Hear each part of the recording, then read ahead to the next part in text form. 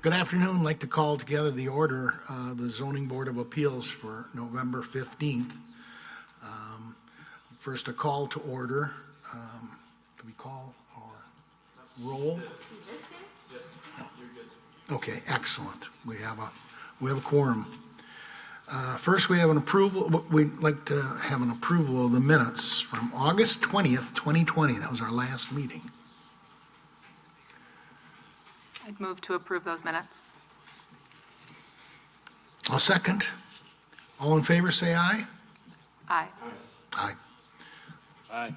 Appears to have passed. Now we have public appearances for non-agenda items. Do we have any public appearance for non-agenda items? Anyone here to speak? No? Okay.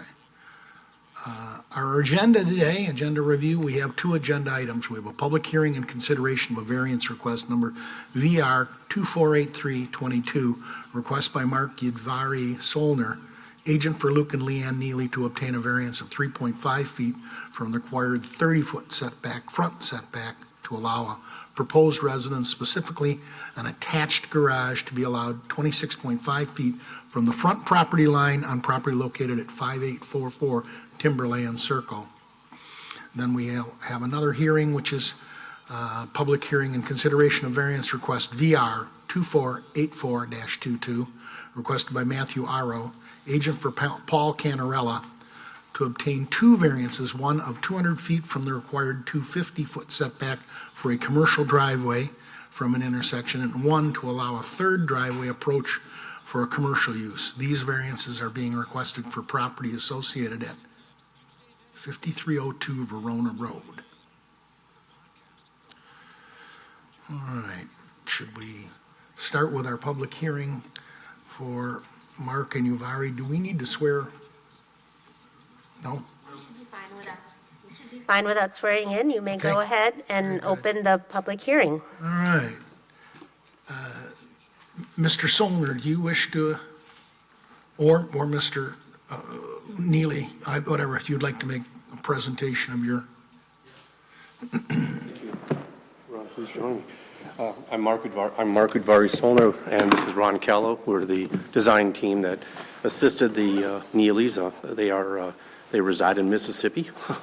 We were very fortunate about 2 years ago to be introduced to them. I did some work for their family, and they're relocating to be close to their family at this location.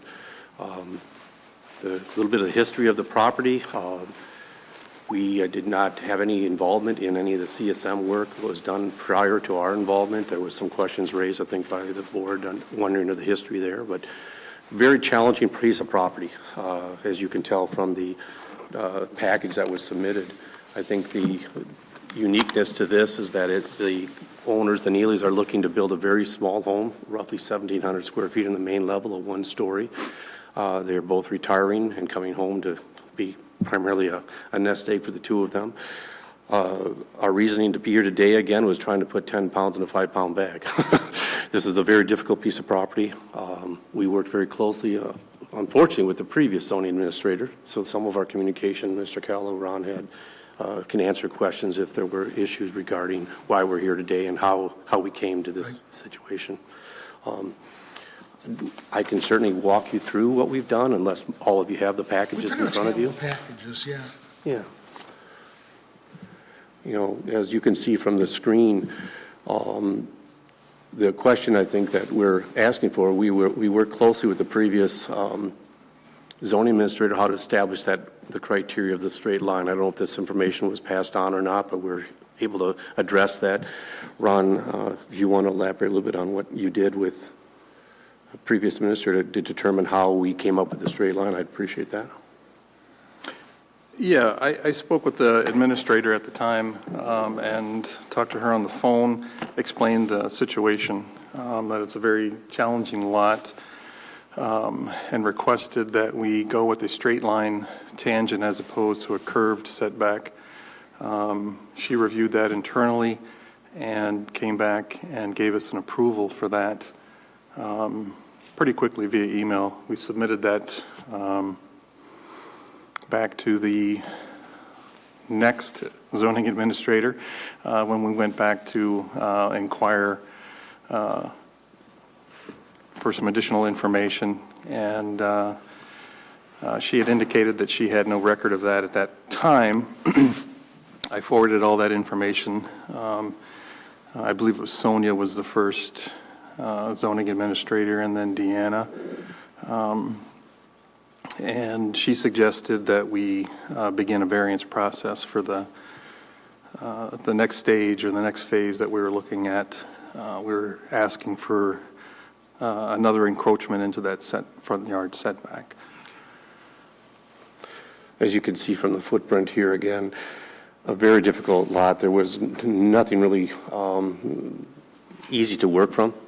Our design was really trying to keep the neighboring property protected as well. We're still, I think, close to over 56 feet back from the street curb for this area of request that we're asking for. This is adjacent to the house at 5848, is that right? So the red area is the area that's particularly important to us. Yes, Correct. On the cul-de-sac. Correct. Directly next to them then is 5848 Harvest or Timberland. Yeah. Yes. And that's adjacent to where the Correct. small person in the garage is. Correct. And it is a driveway, a common driveway right along that side. So this was, we're backing an existing driveway condition there to the west. But yes, the shaded area is the area we're asking, and partly due to the fact that if we were to put the garage door there, we have another corner niched out of that part, which is common sense. You can kind of see how we had to sawtooth the design to fit the property requirements. Okay. Any comments from staff? Is this the right time to ask for that? Or should we also read in the letter or the email? Yeah, we can ask for any additional public comments, if there's anyone else that is interested, and anybody else available for public comments? Well, I am the homeowner at please step up. Sure. And if you'd identify yourself. I will. My name is Zach Bingen. I guess my wife and I are the homeowners at 5848. So we got notice of this pending action and just, I guess, appreciate being involved. Really, first time seeing any of this, so appreciate that. I do see that you're leaving it at a one-story, well, I guess it's not what we're talking about today, so I don't know. Do you have concerns? Do you have issues with it? Its placement? I don't know that I do. I think it's still far enough away from our side of the house that it's not nearly as big of an issue as it is to the homeowner to the east. Okay. It's much closer to his house.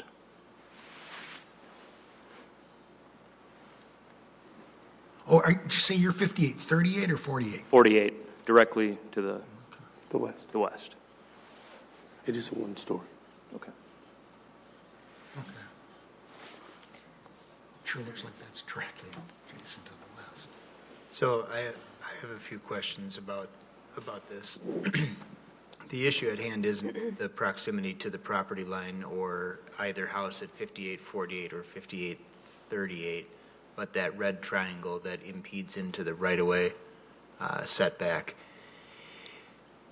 And I haven't seen the email, but I am concerned that how that line was established from the center line of the chords of those curves rather than from the actual right-of-way itself.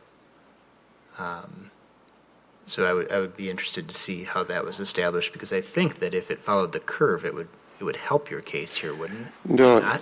It would hurt the house but help the garage?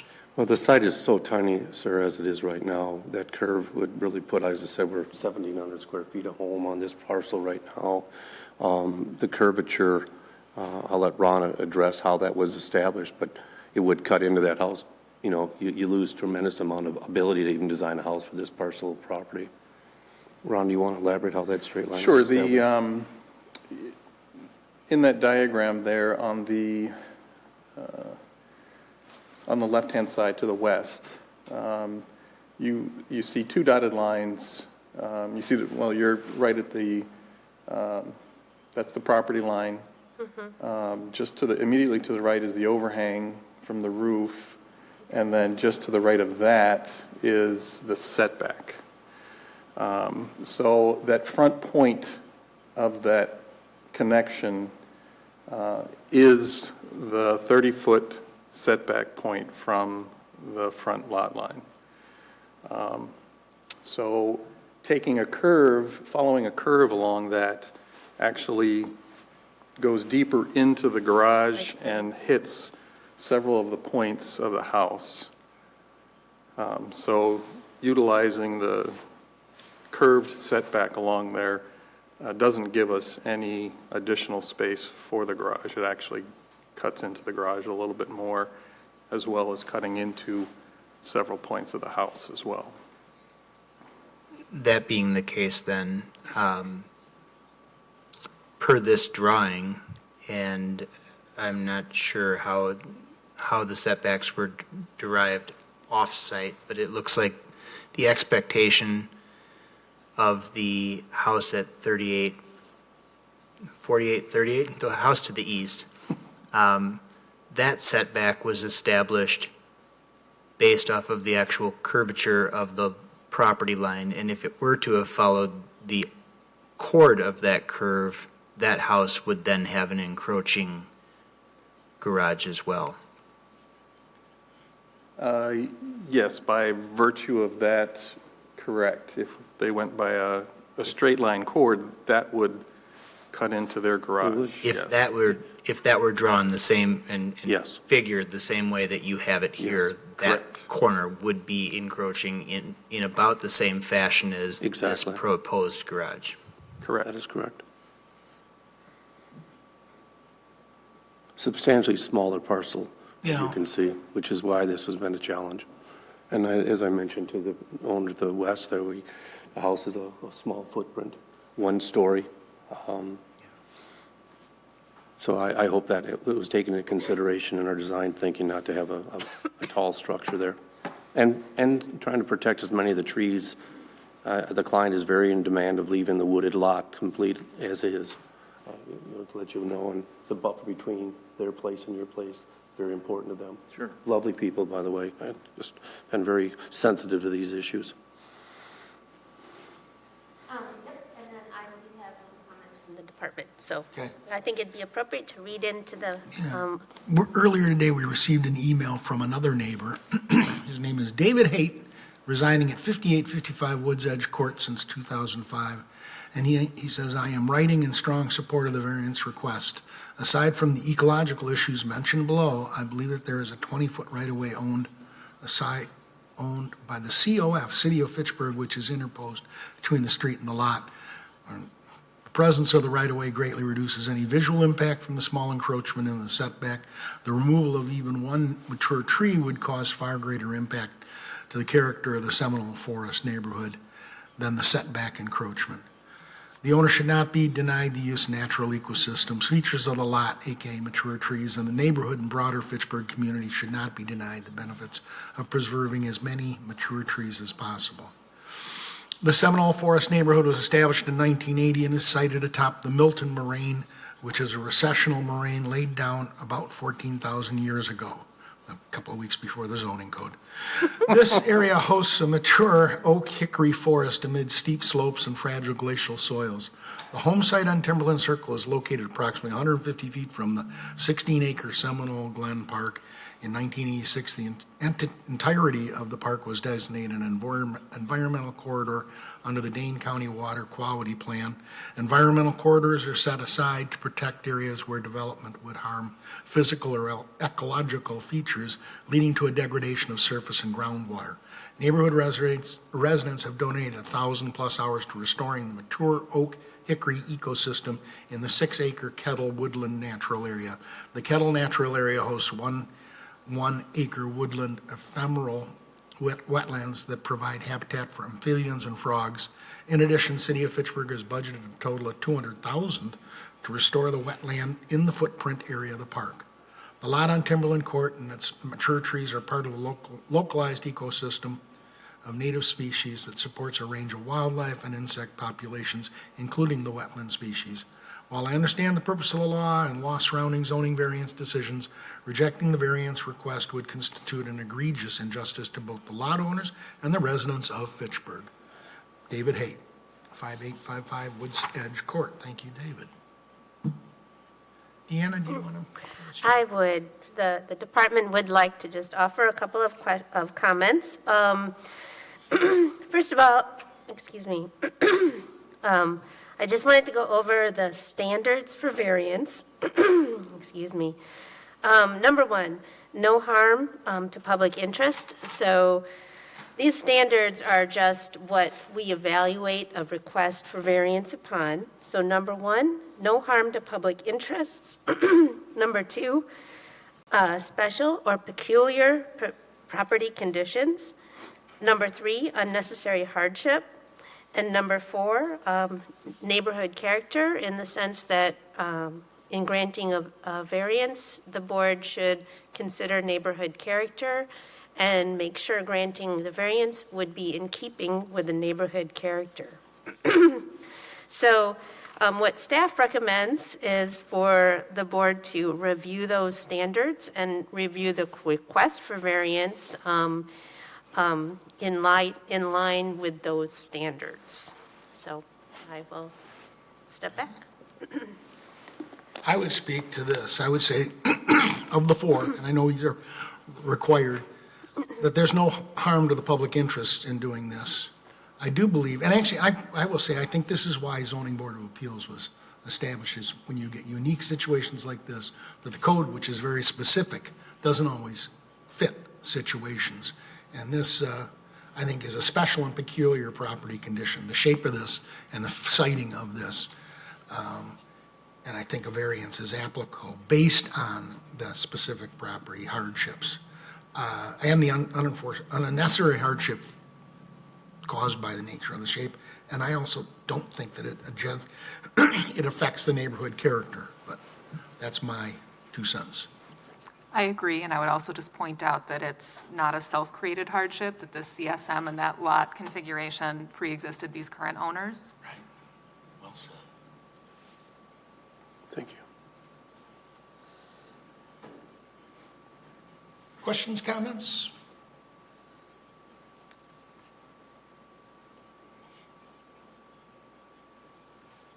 Well, having had discussion, I would move that we grant this variance. I would I know second. there's more language that goes to that. There are the other strictures as to no other variances. No, I think we're fine. I just would ask that your motion reference one or all of Right. those standards. Okay. I'd make a motion that we accept or grant the variance based on the fact that it's not harming the public interest, that it's caused by peculiar property conditions, which causes some unnecessary hardship to the builder and the homeowner, and that because I do not believe that it will damage or affect the neighborhood character, based on those facts, I would move that we accept the variance or grant the variance. And I would second that motion as stated. All in favor, or do we need to do this one by? We will need to do roll call because we need to keep track of the voting. So, sorry. I just got to pull up my list. Okay, I'm just going to go down through the list of members, and if you could say aye or nay when I read your name, I would appreciate it. Julia Potter. Aye. Ron Buchholz is not present. Axel Candela Rivera. Candelaria Rivera. I'm sorry. No, that's fine. It's a long last name, so unless you want to practice Spanish, don't worry about it. And what would be your vote, sir? Aye. Thank you. Mark Vivian? Dan Crowley? Aye. And Adam Guile? No. Okay. So that does not pass. It lacks sufficient votes. It was 3-2. Okay. Who were the two, no votes? I only heard one. Adam Guile and Mark Vivian. Okay. I'm sorry, did we not have, was Axel not? He voted yes. We have 3 and 2, and we need 4 Oh, okay. for it to be approved. By code, we do need to have 4 for the board to take action. Can we follow up on this with you people, on work a little bit on this with members who are in concern? I think the vote has been taken, so we'll proceed. And if you'd like to follow up with me, that would be fine. I think what they're asking is if there are any, like, Appeal. a way to, I think that's what they're saying, there's a way to file some sort of motion to reconsider. Is that an option available Yes. to the petitioners? I think that's what they're asking. Yes. Right, we know. I will need to check in on that. I don't know exactly if that can be appealed to council. I'm We'd be honestly- very willing to work with you on a solution here for the client. Understood. But it will not be happening at this hearing. The vote That's went, understood. and That's of course, totally fine. that closed the door. So. All right. Our next Thank you. business is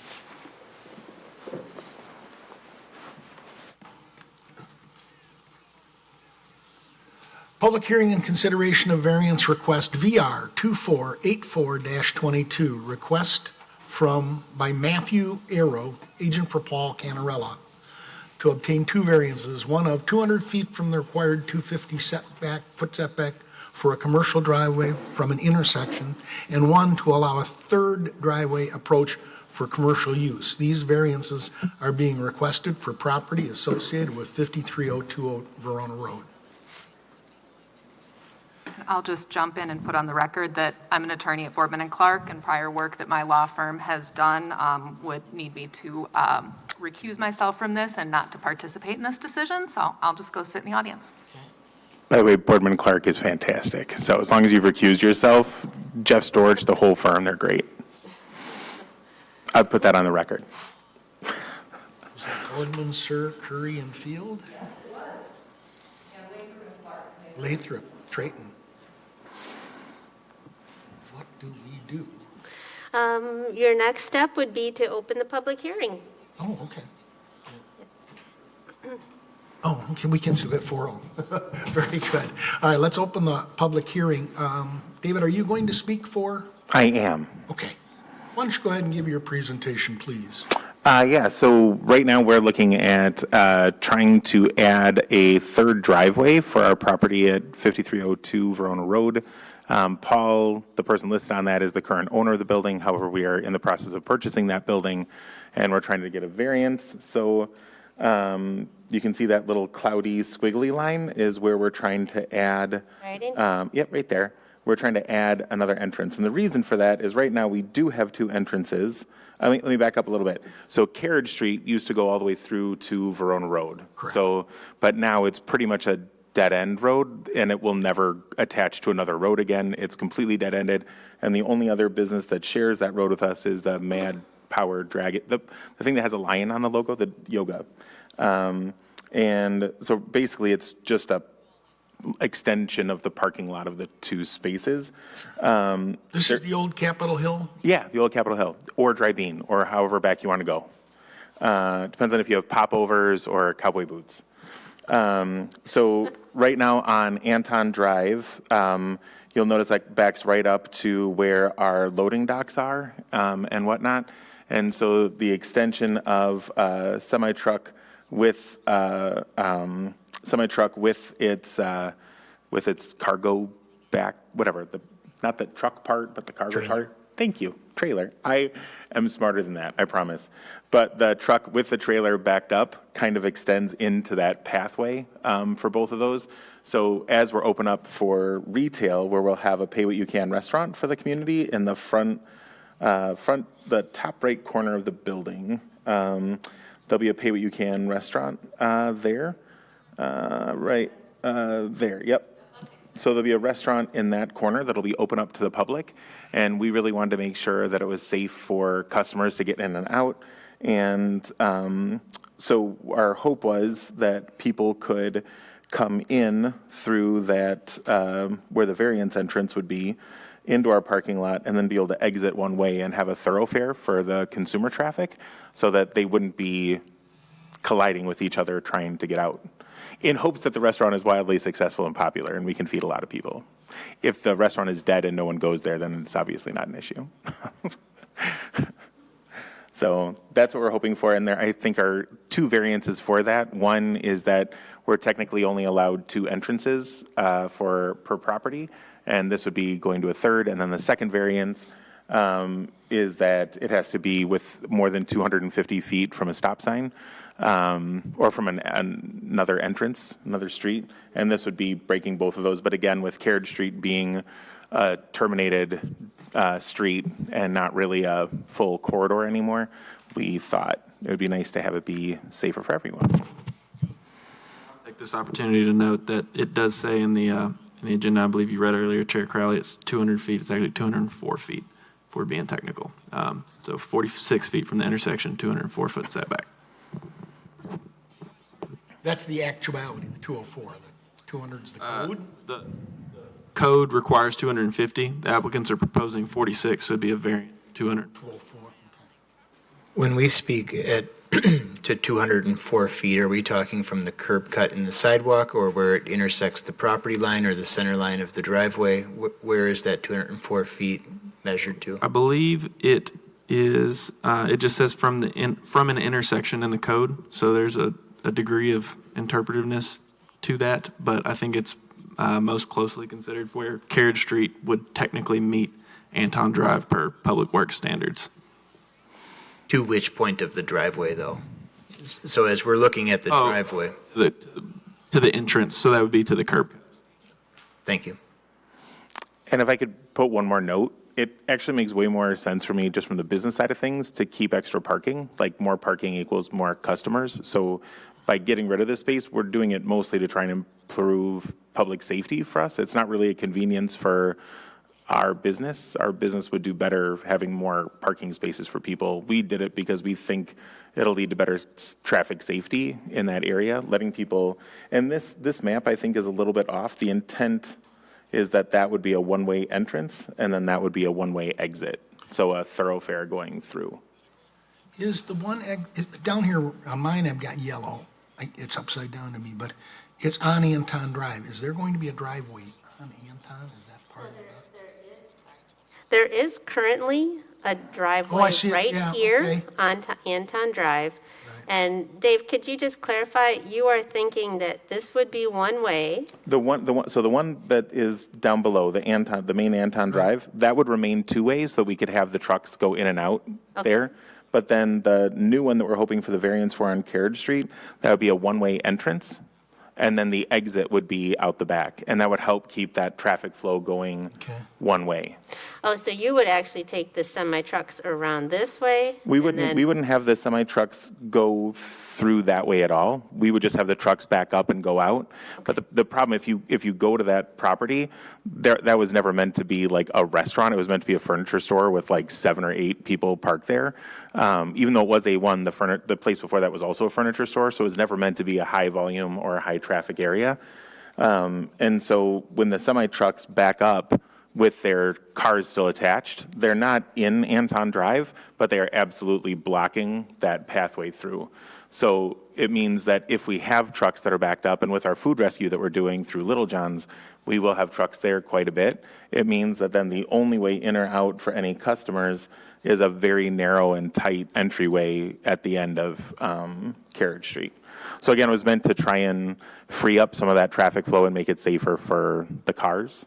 Do the cars and the trucks, restaurant users and food, the trucks, Mm-hmm. are they likely to be at the same time, or does? Yes, because we're planning on opening for lunch and dinner, and we have rescue, like right now at Little John's, we're doing 17,000 meals a week that we're putting out into the community, and we have trucks going from 8 a.m. until 4 p.m., and this facility will be able to do about 250,000 meals a week to put out into the community, and so our trucks will be going pretty much nonstop back there. Maybe not all full semi trucks. There'll be definitely some more like Sprinter van style ones, but there is going to be an increase in traffic from there. So I just would want to make sure people are safe. Sure. It's my impression that Carriage Street does not have a lot of traffic. Carriage Street Street There's no has, sense in going down Carriage Street. Carriage Street has almost no traffic. It's very, like Dave mentioned, it's a dead end, and it has no intent to connect to Verona Road 151 any longer. Can't. Yeah, that would be a hell of a merging ramp to try and get there now. It's been tried. Staff, any? Good point to ask if there's anyone in the public who wants to Oh. speak. I don't think that there is, but we have to ask. Yeah, are there any other people who are registrants or non that would wish to speak to this?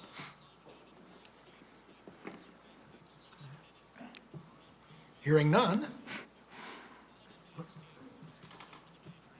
Hearing none, we will close the public hearing, and the department will offer some comments. So before you, just so that we're all clear, are actually two variance requests. And as a board, we will need to review each one of those individually. So the first one is the ability to have more than two driveways. And then the second one is to encroach on that 250-foot minimum to the intersection. The standards for variance with driveways are a little bit different than variances in the zoning code. Actually, we're stepping out of the zoning code here a little bit. So the standards for variance under Chapter 27, which is where these requirements come from, are a little bit different. The first standard is unnecessary hardship, which is quite familiar to us. The second one is that we need to ensure that the public interest is secured. Number 3 is that the variance will not establish an undesirable precedent. And number 4, the variance shall not nullify the intent of this article, nor Chapter 22, which is the zoning ordinance, Chapter 24, which is our land division ordinance, and then Chapter 25, which is our architectural control code. I think we've gone through a little bit about the property. We've introduced that. I will just offer to the board that the city public works staff has indicated that while a third entrance will not have significant impact on traffic due to Carriage Street being a dead end, staff commented that it would likely cause a reduced perception reaction area if constructed. So because the driveway would be closer than the 250 feet, what Public Works is saying that this could cause a reduced perception reaction area. Public Works recommendation was to have a single centralized entrance on Carriage Street, rather than having two separate ones on the eastern portion and the western portion of that northern side of the property. So planning staff implores the Board of Appeals to determine if the application meets the criteria provided above, the standards required above. And I think I'll skip that. Staff recommends that you consider each one of the variances individually and provide a motion on whether or not to accept the variance. I think maybe one of the last times we did meet, we had a driveway variance on the other side of 151 over by Sprocket. It was more a function of making the driveway large enough to get semi-trucks in. Okay. and out conveniently or without destroying curb and gutter. I don't know that that's necessarily this case. I Go ahead. I have a few comments regarding this design that I'm a bit opposed to. I'm not necessarily opposed to having multiple or more than two driveway entrances. Dave, you mentioned that this does not reflect this in the drawing, but the intent is to have this be a one-way entrance being the proposed entrance closest to Anton Drive along Carriage Street, and traffic flowing to the east and exiting at the easterly current entrance exit.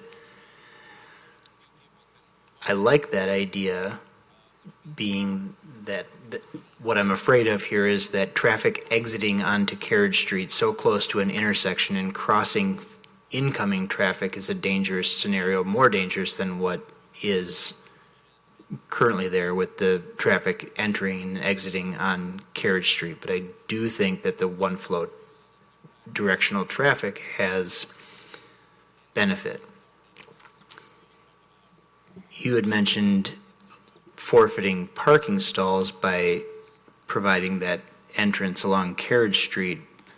It looks as if that entrance were positioned on Anton instead, it provides, you lose no parking spots.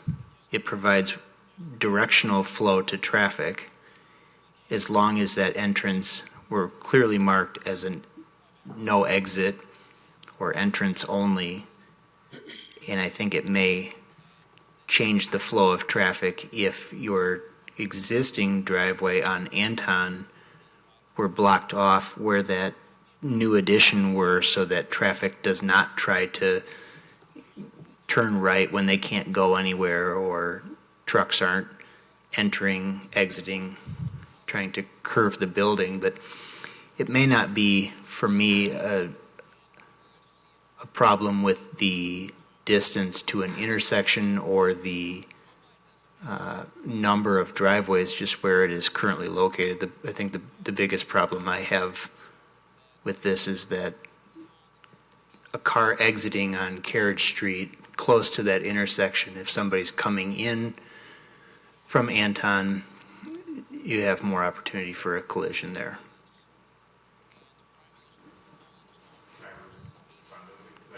So we originally wanted to have the entrance on Anton Street. Our biggest worry was there's a lot of traffic on Anton Street, and there's literally no traffic on Carriage Street. Even with our restaurant there, it'll be a 20th the amount of traffic that's actually going up and down Anton. Because of Verona Road now, a lot of people use Anton as kind of a frontage road, so it's quite busy now. So our hope was that doing it at kind of a semi-controlled intersection with a stop sign for going this way would help just like alleviate some of the congestion on Anton Drive, that by turning on where there's a stop sign for the outgoing on Carriage Street, you might have, it might be easier. We do want it to be one way. One of the thoughts we also had was we could do angled parking, which again makes it much more visible that it's a one-way. We do lose, again, a couple parking spots by doing it angled. But one of the problems with putting up a barrier, because we looked at a lot of different solutions before we sent this one, one of the problems with putting up a barrier is that we do have some parking along the back that's meant for staff, and also there's the that addition part that's circled and highlighted. I think that's circled because we moved that to the back of the building. So now there's actually more parking that's along that back area for staff. And that's all that angled one-way parking. So trying to get staff to, if there is a wall there, to try and back out and then back out through where those semi-trucks are and pull out would be a little bit more dangerous for them.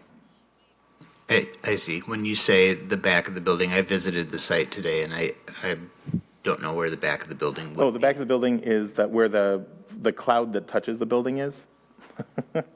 Yeah, right there. So that, yeah, yeah, the Anton Drive side.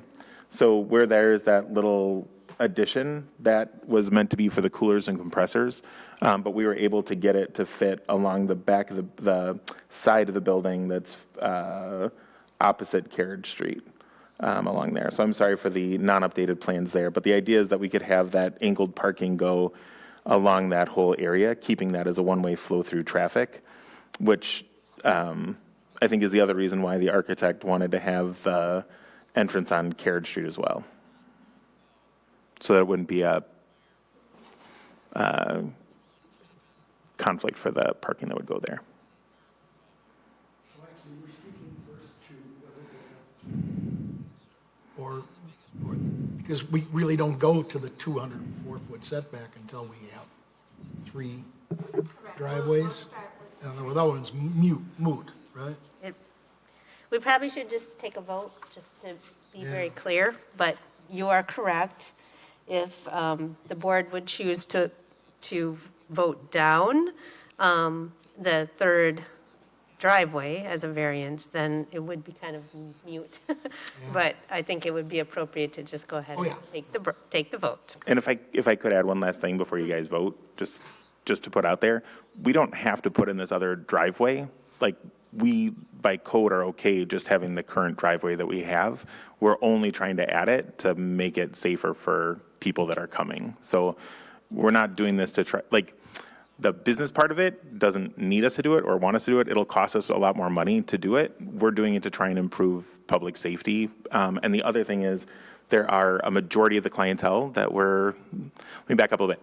We picked Anton Drive in this location. It would be way cheaper to build what we want to build on an empty lot than it would be to refab this. We picked it because there isn't one restaurant in that entire voting district. Our goal, since there are a lot of people who live in that neighborhood, is to have an accessible restaurant for the people of that neighborhood to be able to come across to, and a lot of them don't have cars and transportation. So by pulling less strain on that Anton Drive, where a majority of those people will cross, that was kind of one of our other hopes and goals as well. So again, just from a purely business side, we don't need this as a variance. We're doing it just to try and make it safer for guests to come and visit us and whatnot. So just so you know.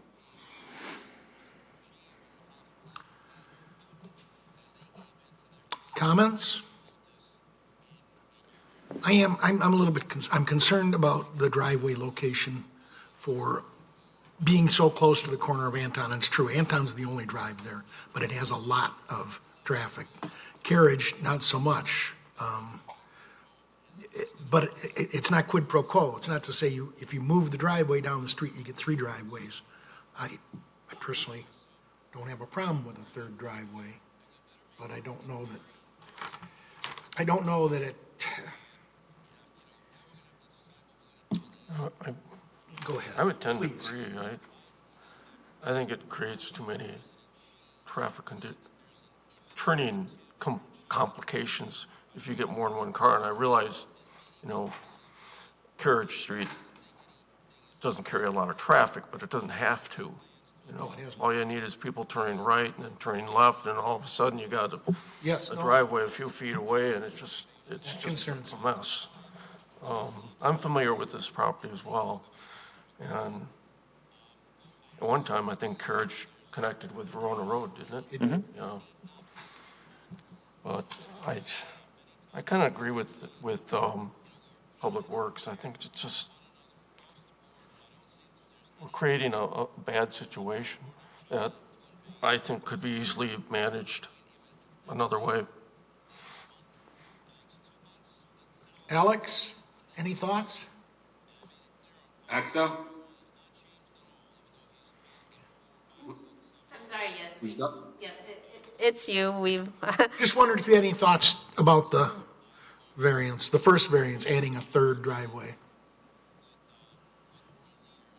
I mean, I don't really have the concerns that some other board members have about having a driveway there. We make left turns all the time and right turns all the time, multiple times throughout the day.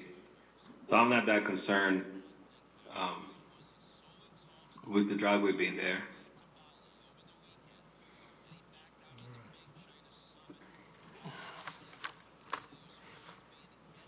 As to the driveway, I don't have a problem with the third driveway. I don't think that is an issue at all for me. It's the combination of the proximity to the intersection, cars exiting, making a left turn, crossing traffic to get into or against cars that are coming into Carriage Street, being as busy of a facility as you've always proven to be, and also uniquely in the restaurant business you have peak hours, and so a lot of your traffic is coming and going at the same time, not a consistent flow throughout the day. You know, a home goods store or something may have customers just as much at 7 a.m. as they do at 4 p.m. or noon or whatever, but in the food and beverage industry, there's going to be 5 o'clock, 4 to 7, heavy traffic, and coming in or exiting Carriage Street, crossing traffic, I think poses a problem. But I'm not opposed to the 3 driveways. So maybe we should, like you mentioned, start there. Would you guys mind putting the picture up on the on the thing? Do you mind if I go up and just show you what my concern is? Is that okay? Do you mind? I just want to show. What? Does this come with me? No. Oh, this one. I was like, this is going to choke people. Hello. Okay. Okay. So here's the. Sorry, it's harder to describe. So have you guys been to Liliana's now, when it was Liliana's? Did you guys ever go there before? Both of my sides of my parking lot, because the way it was originally designed at Liliana's, you come in and there's no way out. In order to get out, like if one of these spots is full, in order to get out, you literally have to back your car up as other cars are trying to come in, right? So that's the way it is on both sides of my parking lot, right? So both sides of my parking lot at Liliana's is basically a U, right? So you come in the entrance, and the reason I promise you there's a reason I'm talking about Liliana's, right? And it's because I've dealt with this for 15 years. When you come into Liliana's, now Ollie's, you came into our parking lot, if those spots were full and you couldn't see that they were all full, the only way to get out was to back your car up, which would cause a lot of traffic flow problems. Then if you tried to drive through back behind the kitchen around to the other side, again, if those spots were full, you couldn't get in and do U-turns or Y-turns out. You had to, again, back your way out.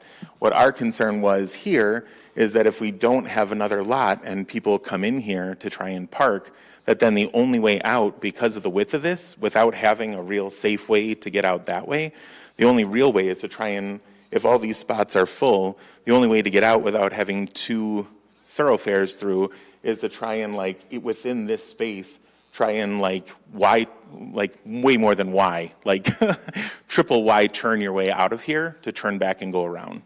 So when this was a furniture store, that made sense because people only came 4, 5, 6 people. It didn't matter about trying to get out. But if we don't have another entryway to have thoroughfare, so right now, if we have this entrance, people can come in, they can look at the parking spots, and if all of them are full, they can still get out without having to do any kind of bad traffic and park on the street, which is all open street parking. If we don't have this entrance and someone comes into our parking lot and all of these spots are full, the only way to get out, if this is our one-way thoroughfare, which we need it to be for the trucks, right? So if this is a one-way thoroughfare, the only way to get out is to back all the way up through this whole parking lot area and get back out. So our goal, that's why we want to have it, is because when you do get those high volumes of people like a restaurant, having a one way of traffic helps a lot without that. And I've struggled with that, and I've had customer complaints like crazy at Liliana's for 15 years. And so that's, again, why we're trying to do it. We don't need it. Like I said before, it's just we really want to make it safe for the customers that are coming to visit us. And we've had minor fender benders in Liliana's from people trying to Y-turn out. And I don't want that happen at this spot, because there is an option. So that's why we're pushing for it. And I agree with you, if Carriage Street was a through street, I would agree with you 100%. If this was a busy street, I wouldn't ask for the variance. The idea here is that people turn in, and right away, since this is a one-way, and we're happy to put signage indicating.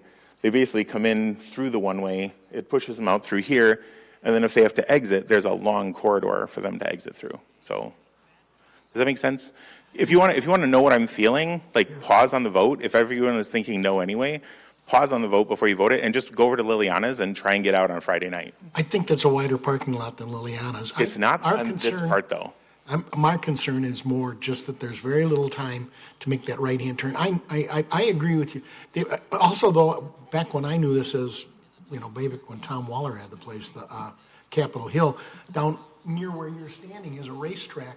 Cars came in and looped there. Yep. I know that won't get your truck where you need, but that's an awful lot of space. That used to be the entrance, I think, down on Verona Road itself. I mean, the front door to the restaurant. Mm-hmm. And it will be again, too. It will, okay. But again, yes, I agree with you about it being a short-ish span. Yeah. But again, really do consider how much traffic impedance it'll be for this being a dead street, how much traffic impedance it'll be for anyone who does come down here and drives all the way to the end and tries to get back out again.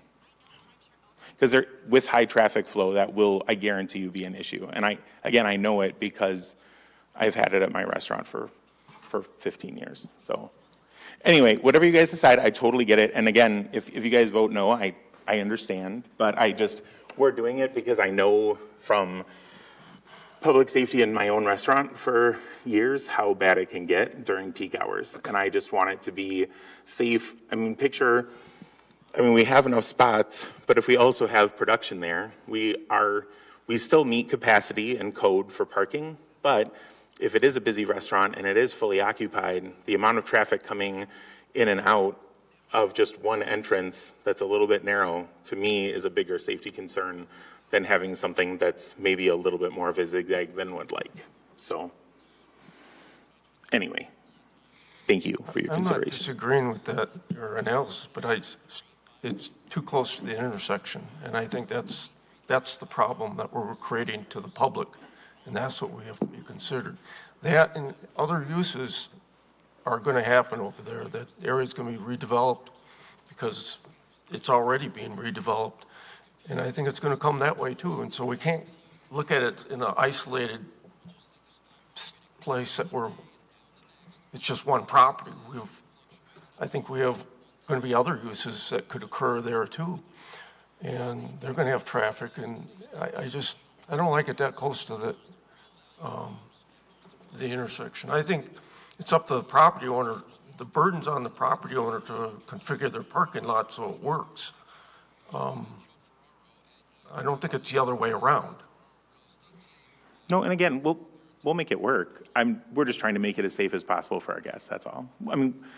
They'll function. It'll be okay. Like, I've made it work at Liliana's for 15 years, and it's fine. But we all know the detriment of having a not great access. Look at the, Starbucks Noodles and Company area. Like, even just trying to get in and out of there is tough, having only one in-out. And if you don't have multiple easy access in-outs for any business, it really does hurt the consumer, not just the business, right? Anyway, again, whatever you guys decide, I totally understand and I get where you guys are coming from. I'm just trying to do what's best for the people who are walking that way and for who the customers are going to be coming there, to not have what I've had at Liliana's for so long. So again, whatever you guys choose, no hard feelings. That's not true. There'll totally be hard feelings, but I won't voice them. Dave, why is it that customers coming in from the existing entrance on Carriage Street would be required to make that backup scenario that you have at Liliana's, and that they cannot go around the property and exit on the current exit on Anton? Because if we have semi-trucks in there and full out with their loading, that isn't really an exit anymore, right? That's why we have all the parking that's on that side of the street angled, is because we know that will and should only ever be a one-way, so that when the trucks aren't there, the staff can park in the morning. But it really is tight there for loading and unloading. If you just have the trailer, there's enough space to get through. But when you have the truck and trailer, it's completely blocked off, because they have to do such a hard Y-turn to get into there from Anton to back up. It's such a hard Y-turn that it blocks off it blocks off that area.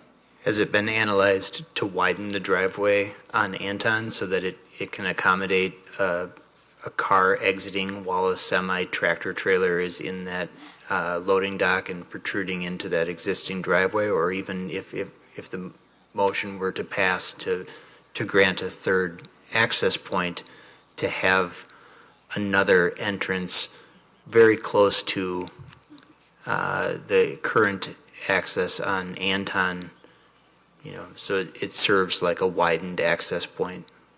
Yes, I think a couple things on that. One of the things we were hoping for is we're actually spending quite a bit of money on the project, trying to beautify the neighborhood and trying to make it pretty. Like, we're spending, again, money we don't need to, but to try and make it not just look like the back end of a warehouse. That's not really true where those semi-trucks are. So forcing the clientele, okay, I don't want to drag on the meeting forever, but like a lot of it is about like feeling good about where you're buying food, that you're buying something from a place that someone with means can have access to, right? And so if you have people's first experience pulling up to something be the back end of a warehouse with semi-trucks, it doesn't feel like you're pulling into a Liliana's or an Ollie's or even a Noodles and Company. It feels like you're pulling into a warehouse for food. And so one of the things that we were hoping to also from this is to really let it still feel like it's its own entity and it's a real restaurant, and give people, to take away some of the like stigma that goes along with a lot of other like soup kitchens and pay what you can places like Badger Prairie Needs Network. You're pulling into a big old warehouse, right? Like, our goal is to try and help it feel more like a strip mall feeling than like a warehouse feeling. And by coming in through anything along that back area, there's a lot of traffic, so that is a little tougher, but also just the beautification part. Like, we're putting siding all along the back to try and make it look prettier and more part of a neighborhood and less like a warehouse building, and we're putting fake windows along the back to make it feel more inclusive, but that doesn't go all the way to where the loading dock area is. That's just kind of that corner, so as people were coming in, they would be able to see it.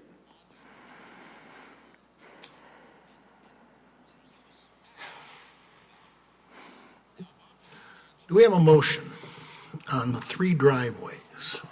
I guess I would make a motion to approve a third driveway stall or an access point.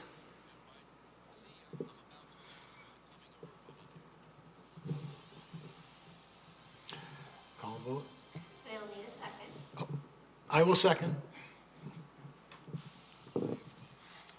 Repeat the motion. This would be, well, that's a very good point. So the motion was to allow for a third access driveway. And we should also reference those standards. So Adam, can we back up to your motion, and could you Sure. reference the standards and in terms of supporting this variance? I believe so. Okay. I can pass. So the first standard for this variance would be unnecessary hardship.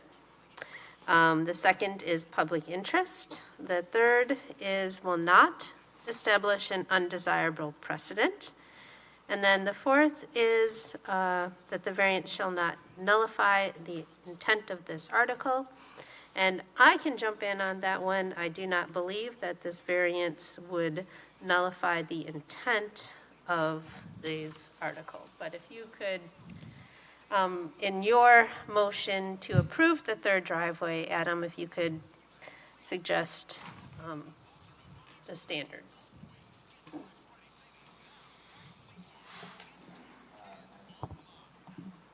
Make a motion to approve the third stall. I don't believe that the third stall creates an unnecessary hardship. I believe that the public interest is secured by having a third, or there's no threat to the public interest by having a third stall, third entrance. And I don't see any reason that it would cause an undesirable precedent by granting this third access point. Thank you very much, Adam. So you, I will second. okay, And Dan shall second. And I will do roll call to the vote. Julia has recused herself.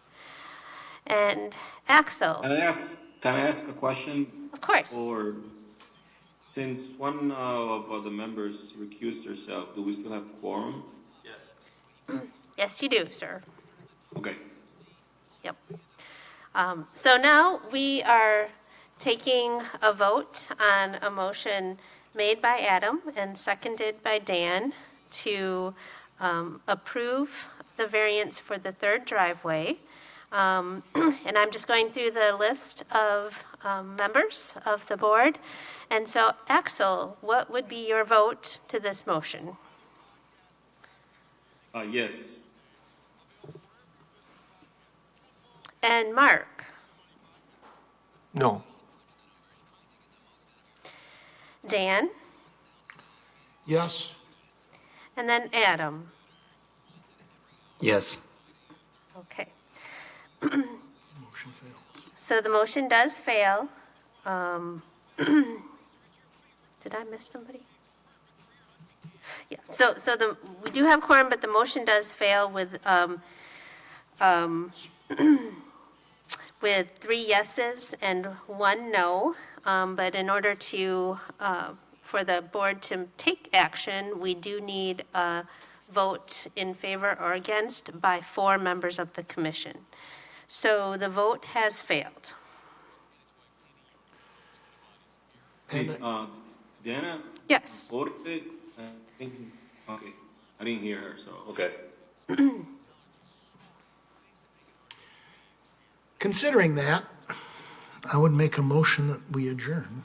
I believe we still probably need a motion on the other variance as well. I know it's made moot, but We can, For the we record. can just withdraw it, it's fine. We'll just withdraw our variance, that's fine. Well, okay, so if there is not a motion made, then it fails, of course, so. I don't know. I guess I'm not reading this right. I thought if the first motion for 3 fails, then there is no other variance. That's true. That's true. But, so I don't know if we. I guess the question is there any further discussion? Yes. I mean, is there? Is there any further discussion on the board?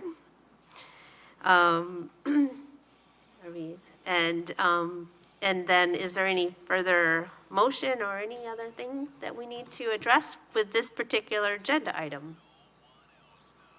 No? Okay. So I think we will close this agenda item and move on to the next item on the. Do we have new business? The next item on the agenda, which is a report from the department, and the department does not have any to report. All right. Do we have any announcements? Hearing none,